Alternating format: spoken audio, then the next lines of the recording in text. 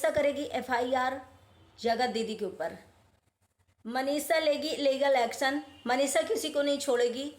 मनीषा को एफआईआर करने के लिए कौन कह रहा है, आज खोलेंगे आसाराम बापू की पूरी सच्चाई। चलिए सरिता जेठू जी के बारे में बताते हैं आप लोगों को। हेलो फ्रेंड, मैं हूँ वंदना, वेलकम करती हूँ अपने यूट्यूब चैनल रिएक्शन और वंदना में। कैसे आप लोग आए हो, सब लोग अच्छे होंगे। तो भाई यहाँ पर आप देख रहे हैं जैसे कि हर एक चीज़ की पोलम पट्टी खुल रही है। हर एक क्रिएटर जो है अपनी अपनी सच्चाई बता रहा है। कहीं ना कहीं सभी जो हैं उस औरत से परेशान थे। सभी को लग रहा था उससे ऐसा कि ये गलत है और ये पूरी फैमिली गलत है और ये पूरी तरीके से गलत है। ये बहुत ज़्यादा सातिर दिमाग की है। जैसा कि आज अभी देखा होगा, आकांक्षा अनूप का भी ब्लॉग देखा होगा, मिस्सी जी का देखा होगा, अभी हमारी नीतू दीदी का भी देखा होगा। उन्होंने जैसा बोला था आकांक्षा जी ने एग्जैक्टली कि इस औरत को अटेंशन चाहिए, पूरी अटेंशन। वो मैंने पहले ही ब्लॉग में बोला था मेरे पास, क्योंकि बहुत सारे प्रूफ थे मगर मैंने दिए नहीं थे, क्योंकि मैं और लोगों की तरीके नहीं हूँ कि मैं सारे प्रूफ को हर जगह लगा दूँ। क्योंकि अगर पहले कोई लगा देता है या पहले कोई चीज़ लेकर के यूट्यूब में आ जाता तो शायद उसको जेल हो जाती सच में। लेकिन यहाँ पे अटेंशन वाली बात बता दें, इसीलिए शायद ये सब होता था कि भाई कैमरे के सामने इतनी अटेंशन बटोरी गई, इतनी अटेंशन कि अपनी अटेंशन की वजह से सामने वाले के दुख, सामने वाले की पेन, सामने वाले के इमोशन कुछ नहीं समझे गए, सिर्फ अपने समझे गए। तो यहाँ पे जो मनीषा एक्शन लेने वाली है ना, बहुत अच्छा है। कम से कम आप उसके हस्बैंड को फंसा रहे हो, एक जेल जाएगा। मतलब एक इंसान ने पोल पट्टी सचिन ने खोली है या सचिन ने जो भी चीज़ें हुई उनके साथ वो बता दिया, तो सचिन कैसे जाएगा? सचिन कैसे अकेले जेल जाएगा? जेल तो दोनों को जाना चाहिए। जो मनीषा लीगल एक्शन लेगी, मनीषा एफआईआर करेगी, जो मनीषा जो भी मतलब सरकारी कानूनी कार्रवाई करेगी वो बहुत अच्छा है। क्योंकि भाई एक सामने वाले को भी सज़ा मिलना चाहिए। क्यों मिलना चाहिए? क्योंकि पूरा घर उसने बर्बाद कर दिया, लोगों को बर्बाद कर दिया, दोस्ती बर्बाद कर दिया, सारे रिश्ते बर्बाद कर दिया, और सबको ये पता था कि यही बंदा पीछे से सब कुछ करा रहा है। तो आखिर उसे क्यों छोड़ना चाहिए?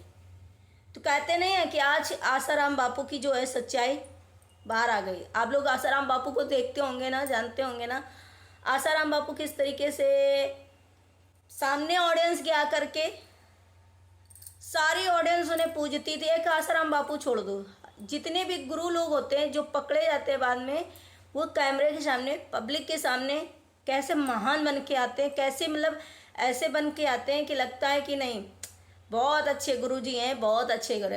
तो वही हमारी देवी जी थी जो सब कैमरे के सामने कुछ थी और पीठ पीछे I love you Sachin, I love you Sachin, I love you Sachin, मतलब उनका ये था। तो आप समझ सकते हो कि आसाराम बापू की जो है जितना लोगों ने पूजा उतनी ही उनकी जो है बढ़िया से, जितना फेमस वो एक देवी के रूप में हुई थी, वो सारी चीज़ें जो है निकल कर के सामने आ गई हैं भाई। कि अब एक एक चीज़ जो है उनकी खुल रही है, और जब खुलती है तो बड़े शॉकिंग टाइप का लगता है कि एक इंसान इतना माइंड चला रहा था, इतने लोगों के साथ कर रहा था। अब बात करते हैं सरिता जी की। सरिता जी एक एक पल उस टाइम जब उनको ज़रूरत थी सभी की, या उनको अपनी फैमिली की प्यार की ज़रूरत थी, जब उनको माइंड से फ्रेश रहना था, तब उनको सारे इस जगत दीदी की वजह से उनको इतनी टेंशन मिली, इतना सबने उनको कोसा, इतनी बद्दुआएं दी, इतनी गालियां दी जब वो प्रेग्नेंट थी। जब उनको ज़रूरत थी फैमिली की, सारे दोस्तों की, तो उन्हें लोग छोड़ करके सिर्फ गाली बक रहे थे, और ऑडियंस भी सबके कहने के अनुसार उनको गालियां दे रही थी, उनके बारे में बहुत उल्टा सीधा बोल रही थी।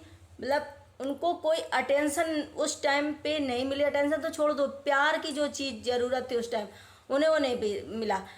दूसरी बात, जब उनकी बेटी हुई, बेटी होने के बाद जो एक एक मोमेंट उन्होंने बोला था कि हमें अपनी बेटी के साथ, हमें वो पल जीने दो, हमें अपनी बेटी के साथ खुश रहने दो, लेकिन उस टाइम पे उन्हें इतना हरेसमेंट किया गया, इतना हरेसमेंट किया गया कि वो इतनी ज़्यादा मजबूर थी। सच्चाई होते हुए, जानते हुए, सबूत होते हुए वो इंसान इतना परेशान थी कि शायद वो अपनी बेटी के साथ वो टाइम, वो चीज़ें खुशी से नहीं कर पा रही थी, क्योंकि उनके माइंड में इतनी ज़्यादा वो चल रही थी कि भाई हम परेशान, हमको क्यों किया जा रहा है, बेफालतू में हम परेशान हो रहे हैं। आज सारे लोग उनसे माफ़ी मांग रहे हैं, तो इसका मतलब है कि सारे को पता था लेकिन कोई सामने से नहीं आ रहा था। जैसा कि मैंने सुबह बोला था कि अगर कोई पहले सामने से आता, अगर कोई चीज़ें खोल देता या कोई चीज़ें दिखा देता, तो ये होती कि हमारी बदनामी करी जा रही है, हमारे घर की लड़की की बदनामी करी जा रही है और उसको कानूनी कार्रवाई हो जाती, जेल तक जाना पड़ता। सरिता जी ने यहाँ तक कि अपने पापा को भी खो दिया उस बीच में, और अपने पापा से भी नहीं मिल पाई, इतनी दूरियां हो गई, इतना ये सब जो मिसअंडरस्टैंडिंग थी उनके खिलाफ इतना कर दिया गया। और वो जितने मोमेंट उनके उस टाइम पर उनको जीना चाहिए था, जो जो उनकी खुशी में वो था, वो सारे छीन लिए गए, खुशी के पल छीन लिए गए उनके। हर टाइम उन्हें सिर्फ और सिर्फ निगेटिविटी झेलनी पड़ रही थी उस टाइम, और बहुत कुछ उन्हें, और बहुत ज़्यादा वो रो रही थी। जितने भी आंसू उनके गिरे होंगे उतने आज इन सब पूरी फैमिली और सारे लोगों ने शायद उनका भगवान ने बदला दिला दिया।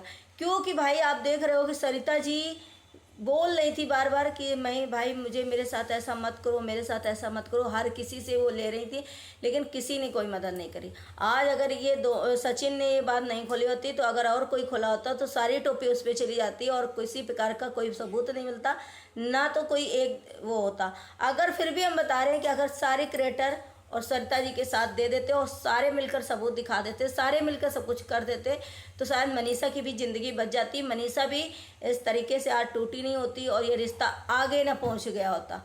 तो ये चीज़ें कहीं ना कहीं सभी की गलती मैं कहूँगी कि उस टाइम आप लोगों को सरिता जी का अगर पता था कि सरिता जी मतलब ये है सच है और किसी का घर बर्बाद हो रहा है, तो आप लोगों को सरिता जी का साथ देना चाहिए था और शायद आज ये इतना बड़ा तमाशा नहीं होता और इतनी चीज़ें नहीं हो पाती जो आज चीज़ें हो रही हैं और मनीषा की ज़िंदगी को बर्बाद किया जा रहा है। आप लोग देख रहे हो एक चीज़, एक एक चीज़ खुल रही है कि अम्बाला तक किसी को ले जाना दोस्त को, मतलब कि चलो चलो चलो चलो, उसके बाद उसको बेच राह में छोड़ देना और अपना एंजॉय करना, सिर्फ अपना दिखाना।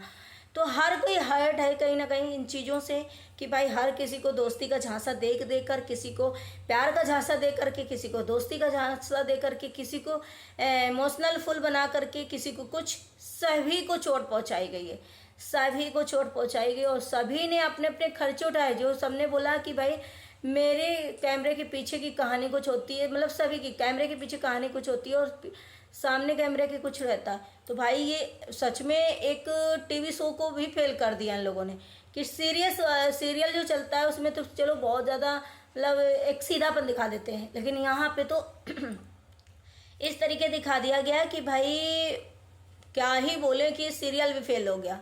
और इसने नाटक कर करके हर चीज़ को सबसे सिर्फ हथियाने की कोशिश करी, सबसे सिर्फ लेने की कोशिश करी, सबको सिर्फ बेवकूफ़ बनाया, सबके साथ गेम खेला, सबकी अटेंशन ली, सबकी अटेंशन लेने के बाद खुद को इतना आगे बढ़ा दिया 1-2 साल में। समझो 2 साल पहले आप जाओ, कोरोना के बाद ही तो ये 2-2.5 साल बाद पहले जाओ आप, ये लड़की कुछ नहीं थी, ये औरत कुछ नहीं थी, लेकिन आज कहीं ना कहीं इसको इतना बनाने में इतना बड़ा सब कुछ सबका हाथ था। मैं तो यही सबसे गुजारिश करूँगी कि प्लीज़ इसको सब्सक्राइब करो सारे लोग, ऐसे लोगों को समझ में बिल्कुल भी नहीं, क्योंकि ये एक गलती नहीं है, ये बहुत गुनाह है और बहुत बड़ा गुनाह है जो हर किसी के साथ फ्रॉड किया गया, हर किसी के साथ किया गया ऐसी चीज़ें।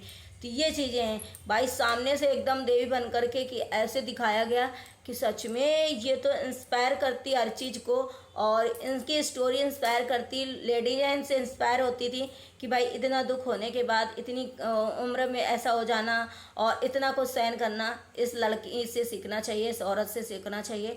लेकिन वो कहीं ना कहीं निकली असल में खोखली आसाराम बापू कि सामने कैमरे के कुछ हो रहा था, पीठ पीछे कुछ और ही हो रहा था, मतलब कुछ और ही का मतलब ये सोचो कितना, जैसे उनकी स्टोरी खुली थी ना कि वो सामने से कैसे मतलब महात्मा साधु बन के आते थे, पीठ पीछे उनके क्या कांड रहते थे, वही चीज़ें इनकी है कि पीठ पीछे ये क्या गुल खिला रही थी, पीठ पीछे ये कैमरे की क्या कर रही थी ऑफ कैमरा।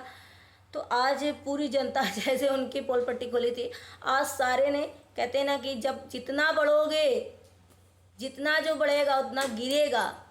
तो एक तुम सही ढंग से नहीं बढ़ रहे थे ना, तुम अपना स्वार्थ ले लेके बढ़ रहे थे कि हर कोई मुझे करे और हम किसी को कोई भाव ना दे, हम किसी की कुछ मतलब करना करें, हम किसी की कोई कामनाएं, हम किसी को ऐसा ना हो कि हम किसी को बढ़ाएं। इस इंसान ने किसी की मदद नहीं करी, किसी के लिए नहीं खड़ी हुई, किसी के लिए ये कोई भी ऐसी मिसाल नहीं बनी कि हाँ इस इंसान ने किसी के लिए ऐसा कुछ किया हो।